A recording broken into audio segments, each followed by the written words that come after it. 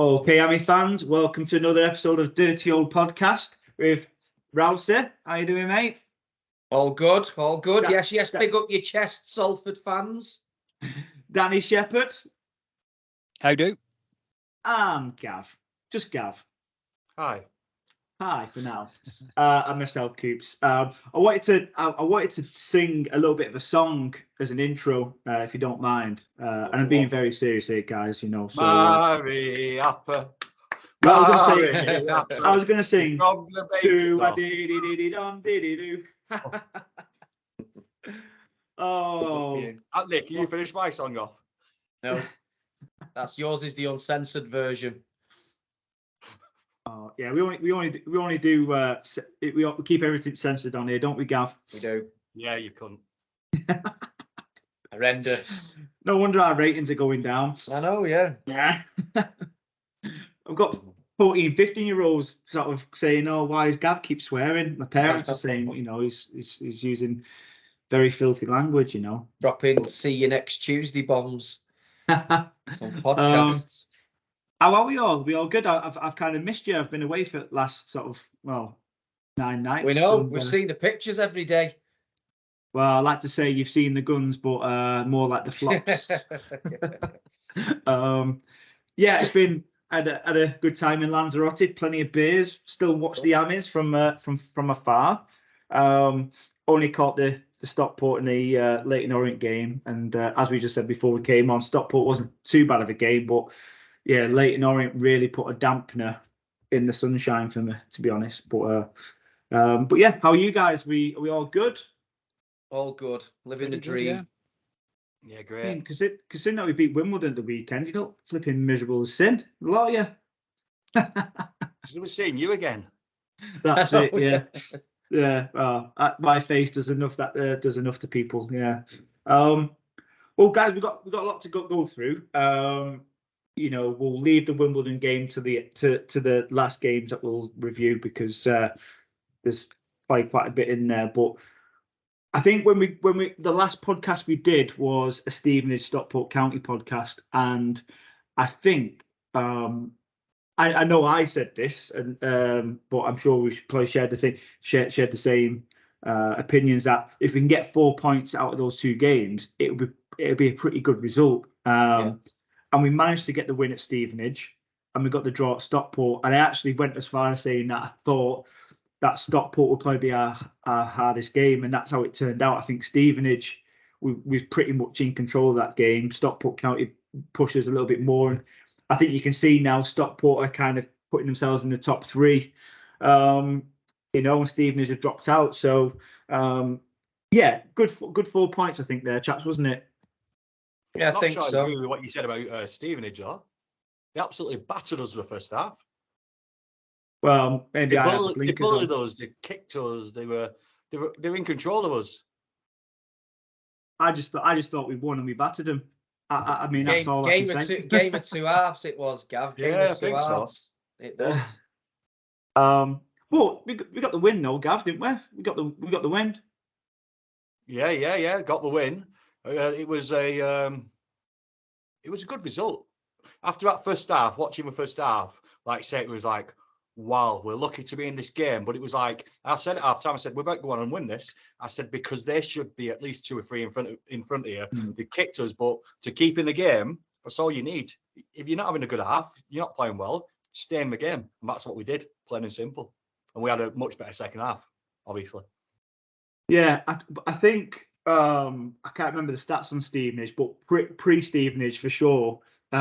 We've been creating quite a lot of chances, getting shots on target. You know, it's been something that I know Woods mentioned earlier on in the season about, you know, creating more chances, taking our chances, and something that kind of coming out of the Stevenage game, going into the Stockport game and Leyton Orient, those and as much as the Wimbledon game as well, overall, those created chances seem to have slowed down quite a bit, and getting shots on target seems to be a bit of a challenge in these last few games overall, where we're not creating as much as we had done in the past. But nevertheless, Stockport game was always going to be a tough game away from home. You know, we've played them quite a few times, obviously in the National League and obviously this season in League Two. But Hendry gets the equaliser. It was a decent goal, wasn't it, Danny? Yeah, that was a cracker. Do you reckon you could pull something out of the bag like that, Danny, back in the day? 20 odd years ago, maybe. Age, yeah. We'll come to Hendry at some point in the podcast because I think it's worth a little mention of how he's been performing recently. There's a few people could talk about, but I'm just going to pick on Hendry. But let's go into a little bit more detail then. Let's have a look. Obviously good 4 points there, Stevenage and Stockport away. Rousey volunteered. He said, "I really want to do the Leyton Orient game." So let me talk about the Leyton Orient game. Really want to talk about it. Over to you, Rousey. What? Sum it up. Well, no, yeah. I mean, look, just going back to the Stevenage and Stockport game, like you said, I think they were a good 4 points overall. I think Gav is right. I think obviously we were all expecting the worst after the first half at Stevenage, but the lads pulled out a good result, and it was a good away win against, let's have it right, a very, very good Stevenage side, and they're up there for a reason. But yeah, I do agree with you, Martin. I think, like I said, I think we were clinical in that second half, and like I said, I think I wouldn't say I disagree with Gav about them kicking us around in the first half. I just thought that they were quick to everything. They pressed us really, really quickly, and I don't think we like that. We like to, side to side, making spaces, making runs, and then playing it out wide to Bolton or to Barry, and then they can utilise that space that when a team's come on to us. I think that's how we like to play. But I don't think we. I think it took 45 minutes for us to suss them out. You know what I mean? And then I think in the second half, like I said, I think we did get what we deserved in that game, because I thought we were, like I just said earlier, it was a game of 2 halves. I thought we were the better team in the second half. It was close, could have gone either way. And then Stockport, yeah, we just did what we had to do. And like we said, just don't lose that game, because I think after the first half, again, Stockport were lucky not to be a couple of goals ahead of us. And again, I know we're going to speak about Hendry, but what a finish for the equaliser. He took that one really well. But yeah, the Orient game, I'll keep it brief. I just said to you coming on that I was actually surprised at the stats on how close they were in terms of possession and shots on. It was almost literally 50-50 all the way through. But yeah, Danny mentioned as soon as they scored, and then again, I got a quick second before half time. I just don't think it was ever in doubt. I think the top by that many points for a reason, because they just beat teams and then do what they need to do. And I don't think us and any other team in that league at the minute can get anywhere near Orient for some reason. And don't get me wrong, I'm not saying they're invincible, and I do know the suspects for the odd shock result. But the last couple of times that certainly I've watched them, I've just felt that they were head and shoulders above us in pretty much every department. Like I said, even though the game was very close, I just felt that they had more, there, and like I said, they did what they had to do in that game to beat us. Like I said, I'm not really going to go in it too much in terms of stats and formation and how it all played out. I just genuinely believe that they were better than us. I seen Danny after the game. I said it to him. I said I just felt that they were the top of the league for a reason, and they came and give us a top of the league performance. I mean, sometimes that's just how football goes, isn't it? Yeah, We as much as. I mean, we can be biased at times when we come off a good win. We can go, well, we can compete with anybody. The fact is, if we played Leyton Orient 10 times, we win 2 or 3 times out there, and they'd win 7 or 8. Take away the draws out of that. But there's a couple of things I wanted to pick up on. What there's 2 things that were striking to me about what Richie Wellen said in his post-match interviews. I don't know if you listened to him or not. The first thing he was saying, it comes back to your point, Rousey, about when we play Stevenage, you're saying kind of maybe not physical, but just closing us down quick. It's not what we like. It kind of puts us on the back foot. And one thing that Richie Wellen was saying about was about closing down in the midfield quite quickly, and not allowing us to get on the ball, because he knew obviously the threats of like Watt, Galbraith, the people that are in the middle there. And he said if we cut out the midfield, and that's exactly what they did. And obviously they've absolutely nailed their match plan. And the second thing he was saying was it was typical academy football. He's got this bee in his bonnet about just academy football in general. It's played one way. There's no kind of diversity within academy football. And obviously with Woody coming in from academy football, he kind of seen all the little traits of how we play is pretty much in line with how academy football is played. And that's an interesting comment, to be fair, because he's probably right in that. And I think we've actually picked up and said that, not in a criticising way in the past, but you can see his style, you can see how it is. And like I said, when young 13, 14, 15, 16, 17-year-old lads are doing it's good because you haven't got that physicality of League Two lads coming at you. And Gav always mentions it and says that when we get bullied, we don't like it. When we get harassed, we don't like it. So yeah, I'm surprised that other managers haven't picked up on that, or maybe tried to do it and not been as successful as Orient were. Yeah, I mean, he kind of explained a little bit more in detail that working with an academy player, you've almost got to keep putting an arm around them, saying right, and you're kind of talking to them on a level rather than directing as such. Whereas obviously in League Two football, you're playing professional football. He was saying some of these young lads, they need an absolute bollocking. They need to have that tough love because it's what you need in League Two. You're going to come up with different challenges that you're going to have to overcome, and you need that kind of. He was saying technically, Salford were good in terms of the players that they got.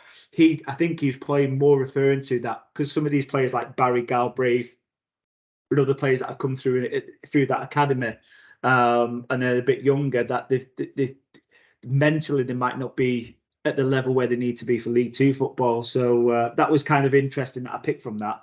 But yeah, I think, look, it was no shock. Getting beat off Leyton Orient 2-0 was kind of going, right, okay, might not be too happy with the way that we played, but in terms of result, it's not shocked me. It's not, of course, I'm deciding you want to win as many as you can, but it's like, well, you kind of looked at the fixture and go, yeah, okay, maybe chalk that as a loss and see what other games you can pick up points from. So I think it was 100% that. Like I said, I wasn't. I weren't downbeat by. I mean, don't get me wrong. I don't want to lose any game, but losing to top of the league isn't. It's not criminal. You know what I mean? But I just think that the results didn't help us that weekend. It drops us out of the playoffs. And obviously we managed to do well, and we'll talk about not do well, but managed to get the win at Wimbledon, what we needed to get us back in it and get us in that race. But yeah, Orient, like I said, I just felt that they deserved it on the whole of the game. If we'd have got anything out of that, I think that would have been criminal on their part, because I think and I felt that they did everything they needed to in that game to win it. Just one thing I wanted to add, if I could. Sure. Because again, fair play, Richie Wellens managed and coached the winning team there, and he used to be Salford's manager. Fair enough. But I actually think he copied a hell of a lot from Stockport's game plan against us, but he just had better players. That's what I saw, and I always tend to go a little bit deep on the tactics, but I think what they did to force us down the wings. Both teams, and Stockport I would give more credit for because they were the first team to do it. They played 3-2-3-2. So they actually, rather than playing any kind of fullback in a fullback area, they do like City do, where they put John Stones in kind of like by the side of Rodri as like a holding midfielder. So what that did, it meant they had 5 players, not just in midfield, but 5 players in centre midfield. So there was no way we could play through that.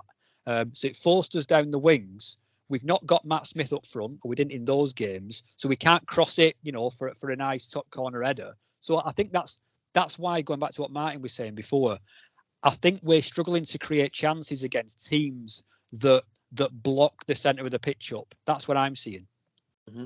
I think that's where you need, maybe that's again back to that comment about academy football. You know, it's a style of play, and it's like a blueprint. That's academy football. We have to play by this to get the best out of the players technically, and that's how they'll develop technically. But you're forgetting about all the other aspects to what a player, all the attributes that a player needs in terms of physicality, in terms of psychological decision making and things. But yeah, interesting enough, obviously going into the Wimbledon game, Gav, not to sort of take your part a little bit, but obviously at half-time we saw Smith come on, and just to bring that back to the Leyton Orient game, he didn't play and he didn't feature in that game. And, you know, maybe we should have made those changes. I think he's probably realised going in the Wimbledon game at half-time that actually that was what was missing in the Leyton Orient game and he needed to make that change. But Gav, going into the Wimbledon game, mate, obviously this stage of season, all the games are tough. It doesn't matter who you're playing now. Forget about where Wimbledon are in the league and what they've got to play for. But it was a 5-goal thriller, wasn't it, mate? Or was it not? Oh, it was 2-1, wasn't it? I left at 90 minutes. Going back to, like I said, we'll pop onto Orient. I'm very, very interested about. I might have a listen to his interview. I haven't listened to it because I don't like him. But what you just said then, I actually loved them comments. I actually thought they were really, really good. They were just, I think, a second quicker than us to everything as well. Apart from being better, they were just a second quicker to a ball, a second quicker move and everything. We was poor. Let's finish it. The problem I had with the Orient game, it gave us our 13th defeat of the season. At the beginning of this podcast of the year, not the year of this season, I said you're allowed to lose 12 if you're about to go up. So that worried me. And I hope I'm wrong. I truly do. So going into Wimbledon, for me, it was a must-win game. Because the points-wise, we can easily do it, easily get up there. But it's on consistency across the season. So that's where the 12, 13 defeats come in. So we started off, and I thought we was very static. So again, that sort of goes to what Richie Wellings was saying about academy football. So we tend to be players who are in the position, and we went back to having very wide. So both wide players are wide, both left back, right back were wide, and there wasn't really much movement from Salford. There wasn't much endeavour. There wasn't much. We need to do this. We need to get these points. We need to put our life from minute 1 to minute 90, 99 or whatever it is on the line. And in the first half, I thought Wimbledon were a much better team. I thought we was very poor. And to be honest, I thought we was probably not that good until 90 minutes. We improved when Smith came on. The stats, when I looked at the stats, Rousey mentioned before about the Orient game, I was surprised. We actually had 66% on Monday against. That shocked me because I actually thought they outplayed us. But I think it was more, we had a lot of the ball but did nothing with it. Which passed it sideways, and that sort of thing. And Luke Bolton tried, but he came up against a good left back at the end of the day. He was, the amount of times he was trying, he was struggling to get the ball in the box into the right position. So yeah, so we're 2-1. Second half, 90 minutes. And we get a penalty. So thank God, long trip down. 5 hours on the coach, we were over 5 hours. And we get this penalty, and then he saves it, doesn't it? The actual Wimbledon fans were absolutely crazy. The crowd was like, you could hear it. The players went mad. It was like, I think I looked at Anthony, we went, I was like, just give us a point. Let us go home. Let us have this. Just let us have a point or something. Just give us something. We've got to get back up north and stuff like that. And I just thought, damn. Then all of a sudden, a few minutes later, Hendry pops up at that post and puts it in. I'm like, yes, we've got our point. I was so excited. And then he pops up again and scored another. It was one of them games where if the injury time performance was spread across the 90 minutes, we would have been 2, 3, 4, 5, 6-0 winners. But we didn't seem to play until later on in the game. But yeah, no, like it was for the fans. It was like you mentioned there, Gav, about like dying for the team and putting everything into it. They actually did it in that injury time, because I think they realised the importance of getting something out of that game. And it goes to show when they do it. I know you can't play like that every week, because it's not practical, is it? Because you're going to get caught on counter attacks and stuff like that when teams are a bit fresher. But yeah, I think the way that played out, them last few minutes, it was literally cup final football. Could I just pose a question, because you both went to the match? I saw the stream. Right. In my podcast I released the other day, I said that even though they brought Matt Smith on at half time, I didn't see him for the first 20-30 minutes of the half. Nothing was going his way. First time he touched the ball was 65 minutes. It was an Alex Kearns chip onto his head on the halfway line. So was I missing something? I just personally think we were sticking with the same tactics with different players. Yeah. What? Yeah, I think he made a change in the personnel, but not in the way to play the game. And I think I don't even think it was a Neil Wood tactic at the end. I just think that's players knowing that they need to get something out of that game, and it gets oofed or it gets played out wide. And Toure and Bolton were doing what they should be doing and getting it into dangerous areas where we got our joy. But yeah, I don't think there was that's not a criticism at Wood. If he did tactically change something, then fair play to him. But I just felt that was players thinking, shit, it's 90 minutes. We're getting beat. If we lose this, we can pretty much count automatics out, let alone it's going to be tough getting in the playoffs, you know what I mean? Let alone that third spot. So, yeah, I just think that's players doing what they know they need to do and getting something out of it. But yeah, I felt Smith was needed, but you're absolutely right, Danny. For the first half of the second half, if that makes sense, nothing changed. I'm not. Again, I think, like you say, you said we've always static. I said we were static. We play the same sort of game, but I'm not sure. Obviously, you said his first touch was 65th minute, whatever. Not sure what it was, but in the first half we was poor. And I honestly think, and this is sticking up for Matt Smith coming on, I actually thought we was just that little bit better than poor, because we did have one or two balls, especially from the goalkeeper when he needed to oof it. He was oofing it out to Smiths. So I would say at least he had 7 or 8 aerial challenges on the halfway line, and yeah, in the first half we'd had nothing. So I actually think Smith did make an improvement, but making an improvement on bad doesn't need to be great. It just needs to be a bit better, and I think he made us a bit better. So yeah, I think Smith did, but again, we're very static. Our wing player was poor, and yeah, great result. It was a brilliant result. I mean, it goes to show over the last 4 games. Hendry's got four goals. Obviously, two against Wimbledon, 1 against Stockport, and 1 against Stevenage. Smith gets a goal against Stevenage. He also sets up. Is it 1 or 2 goals against Wimbledon? Well, he was involved in at least 2 goals, wasn't there? Either by direct assist or by flicking onto Toure, who then goes down. Yeah. So he's having an impact in the goals, whether it's, like I say, direct assist or not. It kind of maybe suggests that. I mean, your player will want to start. I know some people saying, maybe go with Smith and Hendry. I don't know whether that's the right idea. I think to start with, but most certainly, I think that's where we need to utilise Smith a little bit there. Maybe we could have done that against Leyton Orient when tactically we're not in the game, when the game plan isn't working by going down the channels, with Bolton and whether that's McElhenney or Barry. Maybe we have to go a little bit more direct and have a little bit of diversity within the play. I'm all for, nice playing football, hitting the channels, pace, flair, getting the ball in the box. But when it's not going, teams know how we're going to play if we keep playing the same way. We've got to. There's going to be a time when we have to play a little bit more direct. It's not the football that we like, but unfortunately, this stage of season, we need to get the points. How we get there, I really don't care, personally. Against Orient, though, I don't think Smith would have made any difference. It wouldn't have made a difference. I agree. A much better team all across the board. So of course, I agree. Yeah.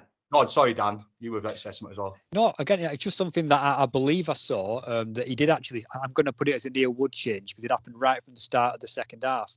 I thought he pushed Ibu way upfield, so we were basically playing with a back 3. He was playing almost like a wide midfielder. We had the front 2. And then we had kind of Ibu, rather than at left back, unless we were really on the back foot and he were able to get back. So I just thought he did change things a little bit, and he spread the other three right across our back line. I don't know if that came across much, but I'm not sure if that was Neil Wood's doing, because like I said, I know what you're saying, but I think it was with Smith being a focal point and both their defence, I think, squashed tighter.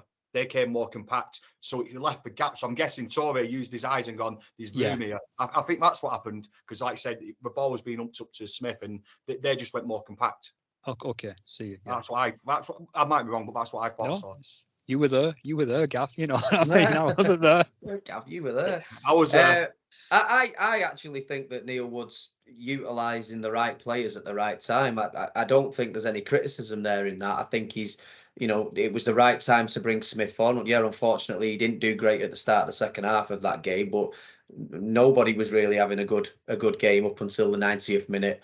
I think we were all a little bit sort of lackluster across the pitch everywhere, and Bolton, like I said, he'll run all day for you, but I actually do think that their left back had the better of that duel, unfortunately. But I think in terms of when he's bringing players on and the players he is bringing on at the last couple of games, because we have criticised him for not making changes and we feel not making changes at the right time, I think they're working. I'm not saying they're bang on, but I think it's what's needed in the game. I think, like you said, in bringing Smith on against Orient, it wouldn't have made a difference because they were better than us. I would have had a bit of a criticism to say he probably needed to come on a bit earlier against Stevenage, up against pitch. But I felt that his substitutions that he is making for the last few weeks have, you know what I mean? I've worked and had an impact. Put my teeth in.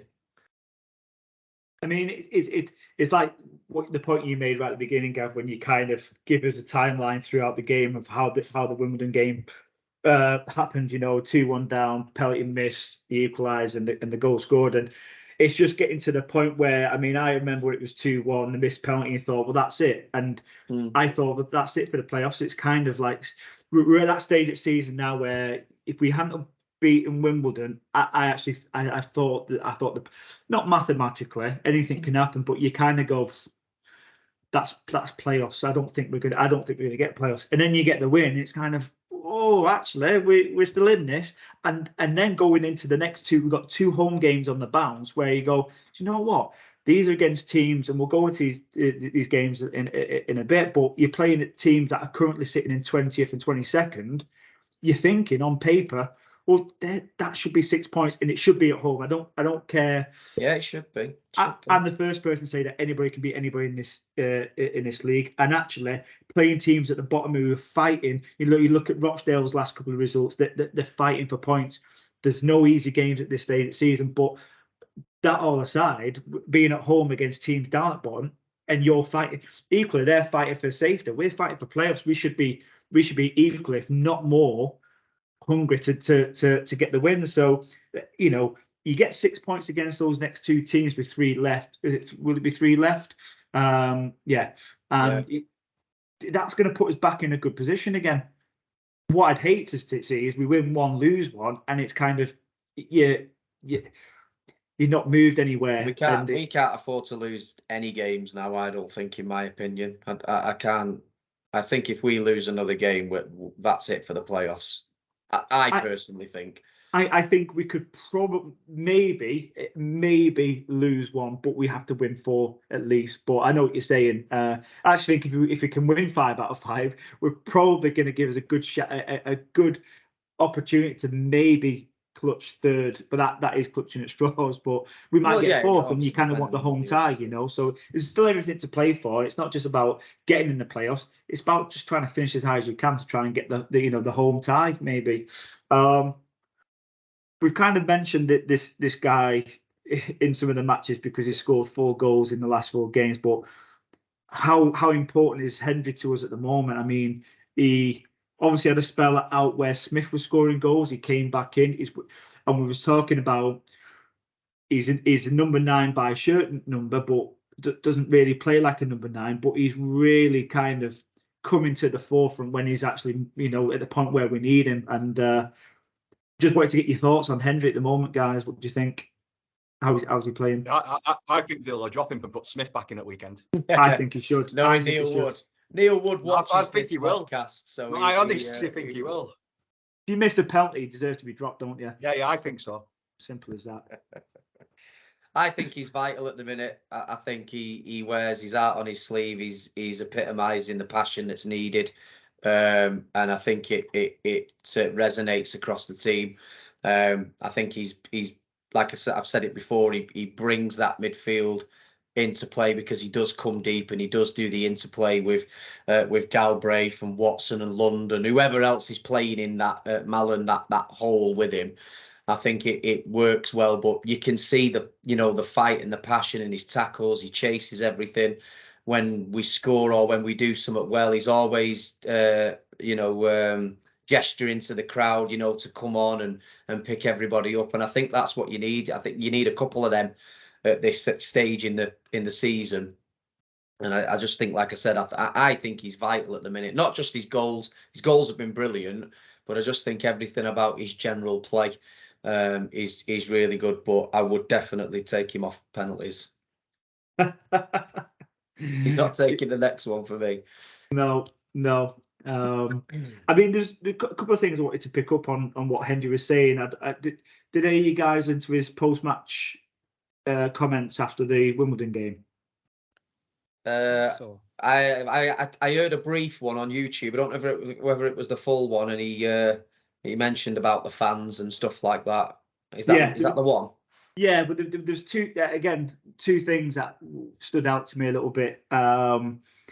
You just want something that you were saying there, Rousey, about his work ethic and his kind of how he sees to buying into that team ethics, etc. And he was saying how that way they haven't won the game, kind of we won it. He was saying it was our win, and he was saying about the fans, the staff. He mentioned the whole players. club. All the back. Yeah, I remember it was that interview because he mentioned the whole backroom staff and everything.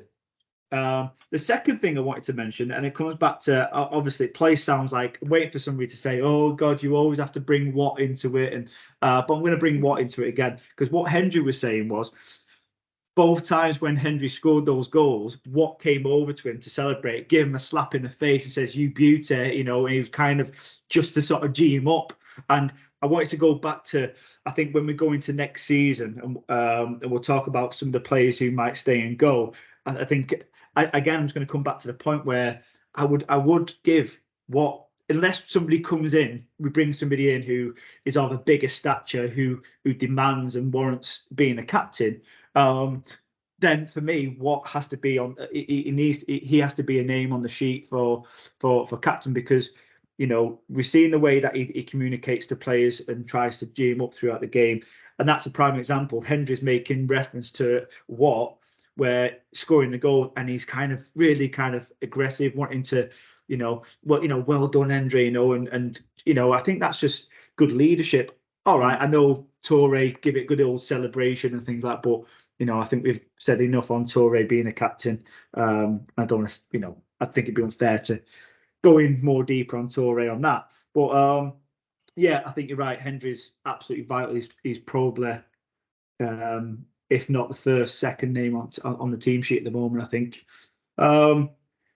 So 2 home games, boys. One Saturday, one Tuesday night. Saturday, Colchester United, who are 20th at the moment. Hartlepool, 22nd. But funny enough, both teams, Colchester and Hartlepool, and this is what we're saying about teams at the bottom, they're both unbeaten in the last 5 games. So again, there's no easy game. If we take Colchester, a couple of results of note in the last 5 games: 2-2 draw with Leyton Orient, 1-1 draw against Stevenage. If you look at Hartlepool, 2-2 draw against Bradford, 1-1 draw against Leyton, 1-1 draw against Stevenage. These are all teams that are above us, and they're getting the scoring goals. Okay, they're conceding, but it should be a guaranteed 6 points, and there's nothing guaranteed, but it's going to be hard work, isn't it? Dan? Go on, Dan. I can come in. Yeah, I think without being too much of a doom monger, I think what Leyton Orient stopped us playing well because they're good. Stockport had a good game plan against us, so there's a few games that we've not played particularly well, and then we also weren't that convincing against Wimbledon. So I'm hoping we can remember what it's like to play well. Forget scoring goals for a second. Yeah, we've done that. We've come back in the last minute, and it's great. I can't. I was open mouthed. That game. I couldn't believe what was going on. It happened. So we did come back and we did win. But I think the one thing we seem to be able to rely on is, I've seen it a bit in Lund when I think he was sticking up for Bolton getting flattened a game or two ago, and I've definitely seen it regularly with Callum Hendry that we stick up for each other. And again, I'm kind of quoting my own podcast, but I did reference that against Wimbledon, who their keeper got clattered into in the game against us. Nobody came to his aid. Nobody was like pushing any of our players around. There was no big fracas or getting any team spirit from them. So I just think we have something that other teams don't have. So I'm hoping it could drag us through, even if we don't have the greatest footballing form, which I think has tailed off a little bit, I'm afraid. Mm. Yeah, good. I mean, good point, because I think it wasn't so long ago how we was kind of suggesting about, we were scoring 2, 3, 4 goals a game, and we're scoring with free, with relative ease and creating lots of chances, and it has slowed down somewhat in terms of performance. Okay, there's room for, I say room for improvement, but again, what Hendry referred to after the game was, we can't afford to play like we did against Wimbledon for the next 5 games.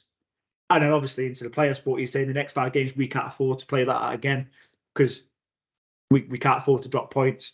And I genuinely believe, I think Wood and the players, they know exactly what's expected. They're all professional enough. They know going into the next game. I just think, some teams are going to come to us now to try and make it difficult, aren't they?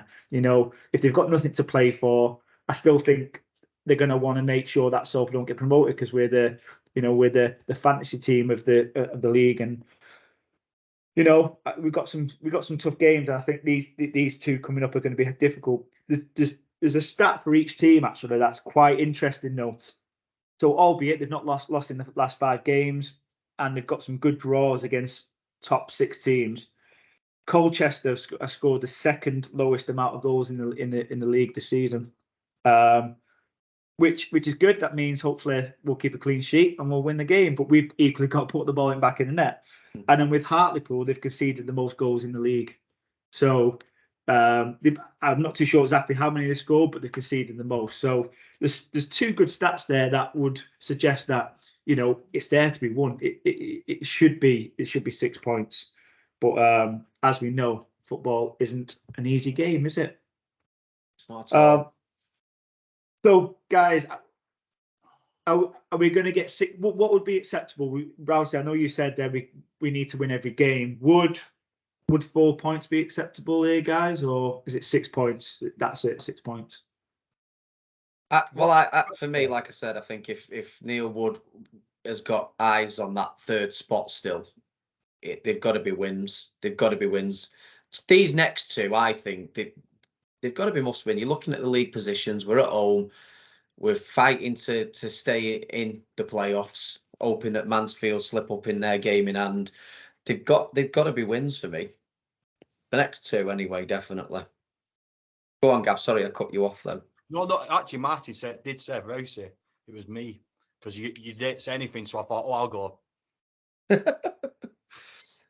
What was I about to say? Oh yeah, no, 100%. They are must-wins.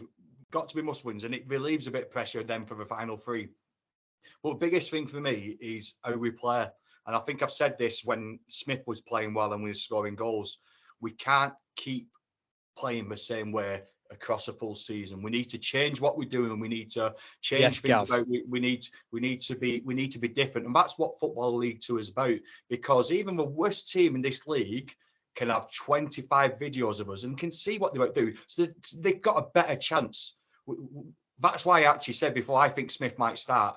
And I wasn't saying it because I was joking. I was joking, but I was saying it truthfully. We need to change things about, because if we don't, I reckon we'll get embarrassed by one of them teams. I reckon we'll get a loss. If we don't change things about, we stay as we stayed against, against Wimbledon, very static, and our game.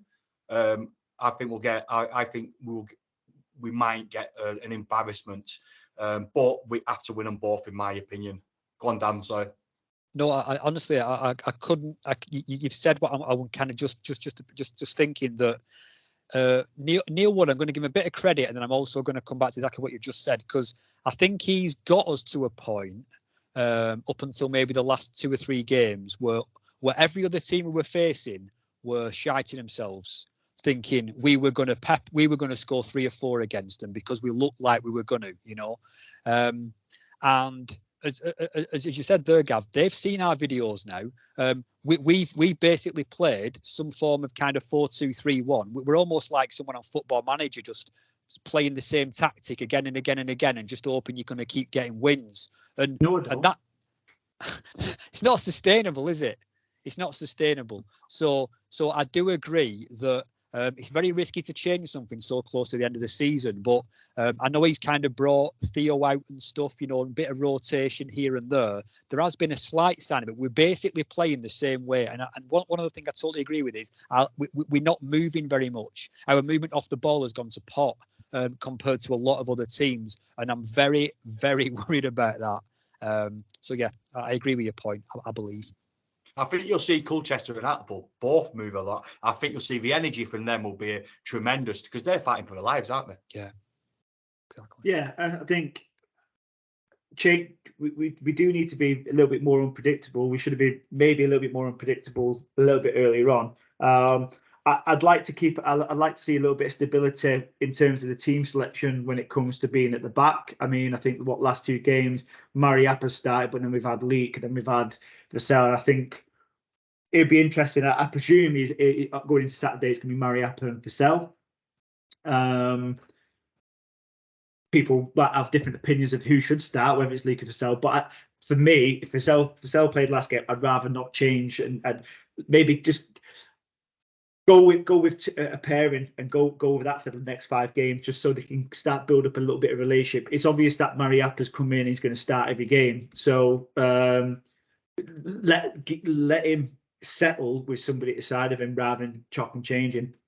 But yeah, 6 points, and like you say, Gav, 6 points would just alleviate a little bit of pressure, because if people do drop points around us, then it might allow us to maybe drop.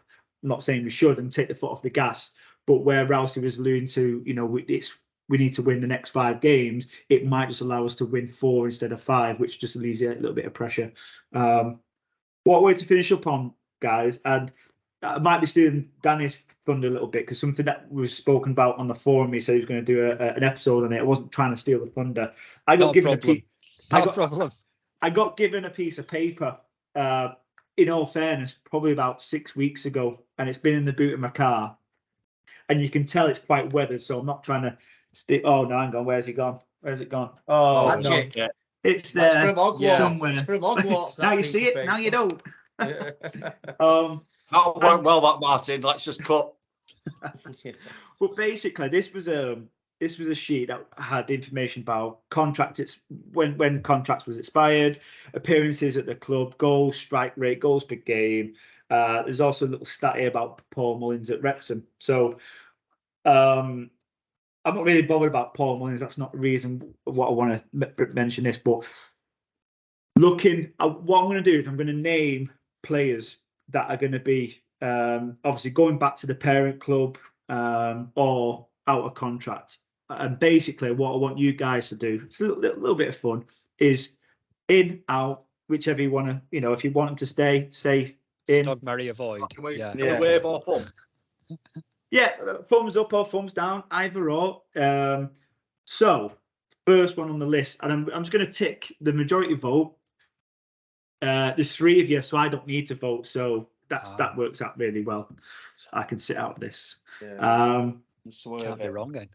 Ibu. So I know. In fact, I'll start with the loanees. So first one, Alex Cairns. Obviously, try and sign, do everything you can. Right. Make him manager. Yeah. Captain, manager. Ethan Give him shares in the club. Shares. Give him a pint before the game. Ethan Galbraith. I'm not sure anymore. Yeah, not sure. Yeah, iffy. Iffy. I think we can afford to let him go because I think there's better players out there. I like him, but I think there's better players out there. Sorry, Ethan. I know you watched the podcast.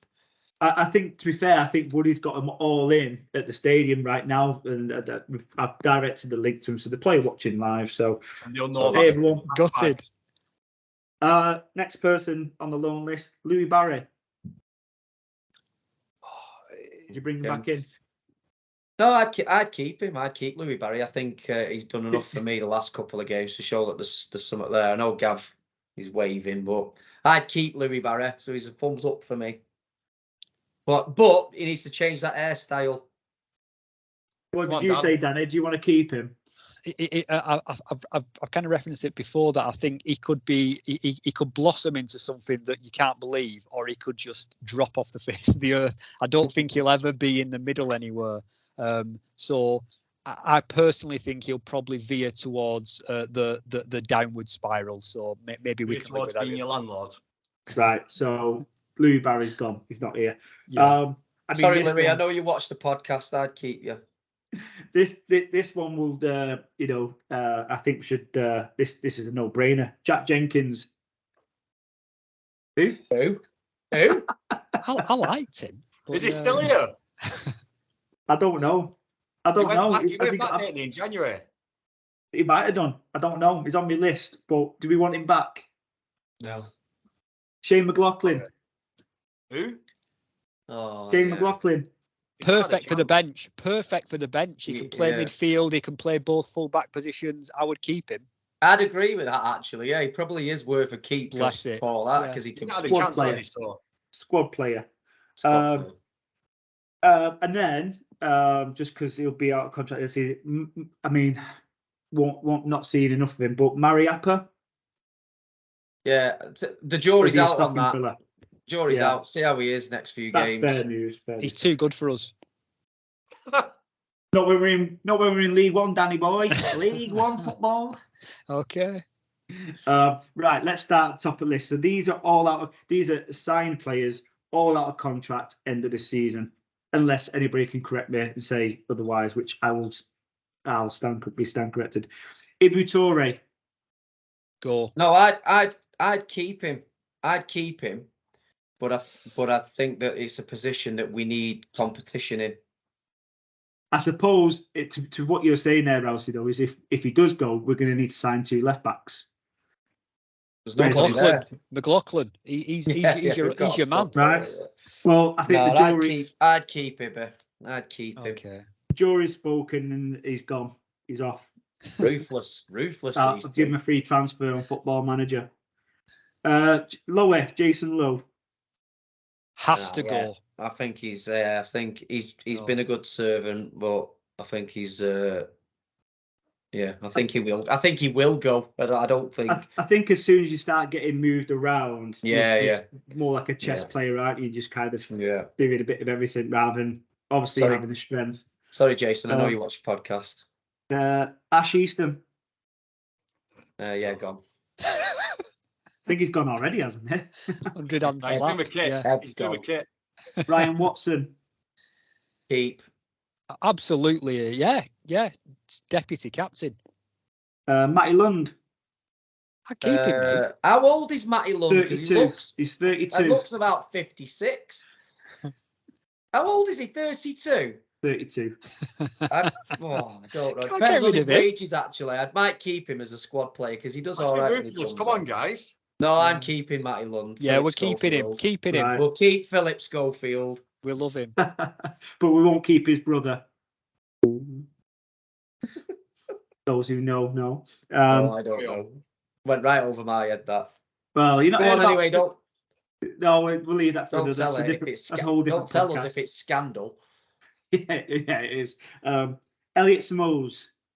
Who? Oh, God. Forget it. Matt Smith. How old's Smith now? How old is he? Well, I'd probably keep him for another season. Legs have gone. Sorry. Don't need it. We just need that big, beautiful bounce of his. Yeah. He wasn't born with legs. No. This next one could split opinion. Conor McElhenney. Oh, yes. Yeah, no, keep McElhenney. Okay. We're gonna have no team if Gav's in No, charge. I know, yeah, Gav's route. Just Gav's He route. needs revamping, I think, especially if we don't go up. No, let's get rid of him. No, Yes. I can't believe what I'm hearing. I'm not doing the podcast again. High five, Cam. I can't believe we've just got rid of McElhenney. Yeah, he's been absent without leave for about 6 weeks now. I don't know what he's been up to. Can't believe it. Well, I suppose he was injured. He's had injuries, hasn't he? And I think we said if he could keep fit for the rest of the season and chip up in a few goals, he might earn himself another year. But he still picks up a niggle or two, doesn't he? Yeah. Nate, Richard Nate. Give him a chance. Yeah, I'd keep him. Yeah, Yeah. Liam Shepherd. keep him. Oh, definitely. Keep him, yeah. And he's honestly all these players out of contracts at the end of the season. Yeah. Wow. Theo Thessell. Yeah. Yeah. Okay. That's Please be it, chaps. Ryan Leake. So Ryan Leake? No? So Luke Bolton, Elliot Watt, Callum Hendry, Steve Mallon, Ryan Leake, and Odin Bailey are all signed till end of 2024. Odin Bailey. Oh, God. Yeah. Who?